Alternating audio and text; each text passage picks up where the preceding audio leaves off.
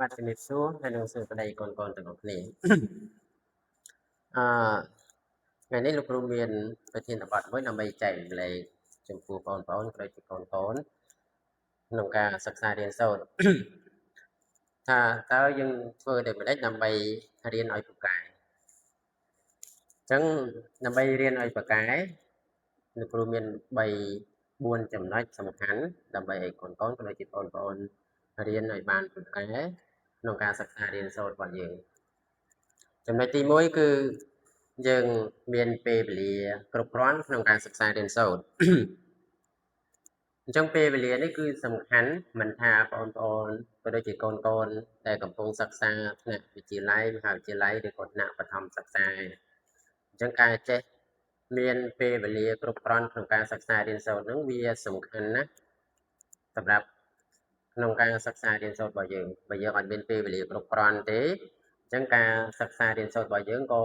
អត់សូវបានល្អតាមនឹងដែរលទ្ធផលសិក្សារបស់យើងក៏មិនល្អតាមនឹងដែរអញ្ចឹងពេលវេលានេះគឺសំខាន់យើងត្រូវបែងមានពេលវេលាឲ្យគ្រប់គ្រាន់សម្រាប់យើងរៀនសូត្រព្រោះពេលវេលាមិនថាយើងមានពេលវេលាទៅសាលាទេសូម្បីតែមកផ្ទះវិញក៏យើងត្រូវមានពេលវេលាសម្រាប់សិក្សាឲ្យបានគ្រប់គ្រាន់ក្នុង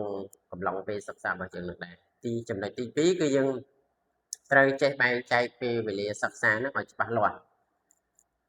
នៅក្នុងន័យនេះប្រសិនបើយើងមានពេលវេលាគ្រប់គ្រាន់ហើយសម្រាប់ការសិក្សារបស់យើងក៏ប៉ុន្តែយើងអត់ចេះបែងចែកពីពេលវេលាគ្រប់គ្រាន់ថាតើពេលវេលាហ្នឹងយើងត្រូវសិក្សាមេរៀនណាហើយពេលវេលានេះយើងសិក្សាមេរៀនអីហ្នឹងក៏មិនអាចជួយឲ្យយើងខ្លាយជាសិស្សបកែបានដែរមានពេលវេលាគ្រប់គ្រាន់ហើយយើងចេះបែងចែកពេលវេលានឹងបានច្បាស់លាស់ឲ្យត្រឹមត្រូវទៀតអាហ្នឹងជាកត្តាមួយសំខាន់សម្រាប់ឲ្យយើងមានពេលវេលាហ្នឹងហើយជំរុញឲ្យយើងរៀនពូកែនឹងថែមទៀតបើយើងអត់បែងចែកពេលវេលានឹងអត់ច្បាស់ទេការសិក្សារបស់យើងក៏អត់ល្អតាមនឹងដែរហើយចំណុចមួយទៀតចំណុចទី3គឺយើងត្រូវធ្វើកិច្ចការ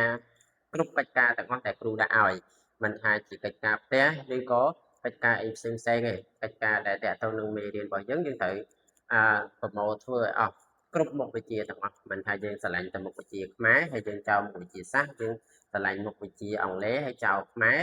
អាហ្នឹងការសិក្សារបស់យើងក៏ធ្លាក់ចុះតាមនឹងដែរយើងបកកែតែមួយតែយើងអាចបកកែទាំងអស់បានទេអញ្ចឹងនេះមួយហើយចំណុចបន្ទាប់ពីហ្នឹងទៀតយើងត្រូវរៀនឲ្យបានមុនគ្រូបន្ទាប់ពីយើងធ្វើកិច្ចការប្រមូលកិច្ចការដែលគ្រូដាក់ឲ្យនឹងកិច្ចការអីផ្សេងតាក់ទងនឹងមេរៀនយើងធ្វើរួចអស់ហើយយើងត្រូវ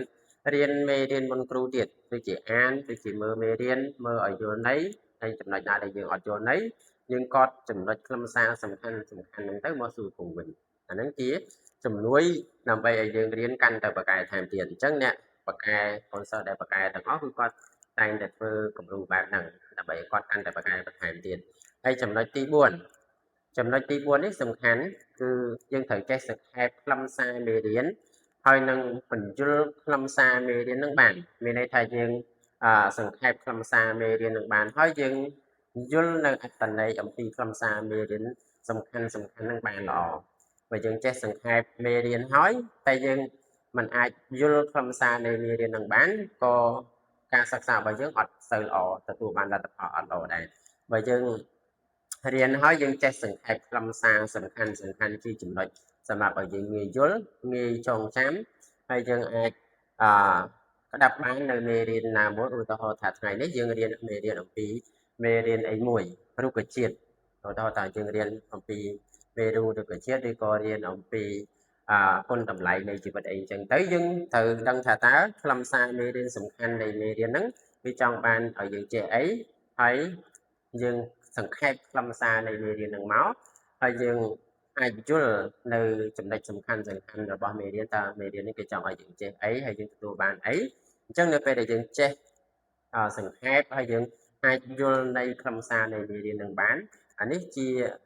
កត្តាមួយជាចំណុចមួយបន្ថែមទៀតដើម្បីជំរុញឲ្យយើងរៀនកាន់តែពូកែឡើងបាទអញ្ចឹងលោកគ្រូមានប៉ុណ្ណឹងដើម្បីឲ្យកូនទទួលបានចំណេះដឹងកាន់តែល្អប្រសើរហើយសង្ឃឹមថាបន្ទាប់ពីបានស្ដាប់វីដេអូនេះហើយលោកគ្រូជឿជាក់ថាបងប្អូនទាំងអស់គ្នាក៏ដូចជាកូនអាចនឹងរៀនឲ្យកាន់តែពូកែបន្ថែមទៀតអរគុណហើយនឹងជម្រាបលា